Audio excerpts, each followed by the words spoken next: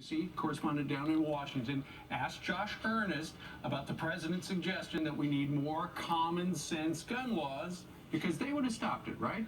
Here's Peter and Josh. Does the president really think that common sense gun laws would deter terrorists now that he has admitted these two may have been terrorists? Yes.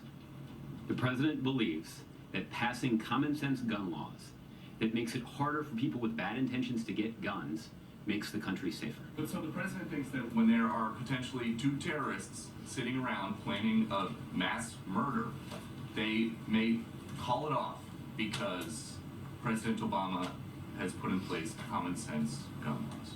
Well, Peter, we're still learning of the precise motives of the individuals who carried out this heinous act of violence yesterday.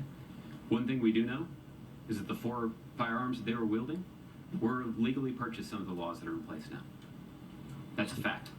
That is not a fact because 2 of the ARs were bought by somebody else and then given to him, so that was not legal. That was incorrect. Jillian, what's your reaction to that? My off the bat is there's got to be a way to keep guns out of the hands of crazy people, right? It doesn't mean that you infringe on the rest of the rights of the American people. It doesn't mean you take guns away from responsible He showed gun no owners. signs of being crazy. I mean, his coworkers thought he was calm, a normal guy, that he was devout but not extreme. I'm sure as this investigation plays out, we're going to see that that's not the case. The reaction is always, oh, but this person was, he was great. But as investigations play out, we always see there's red flags, there are certain steps that these people go through as they become radicalized, and we, the government, has to get better at picking up on those signs. With all due respect, a new gun law is not going to stop a pipe bomb. No, of course not.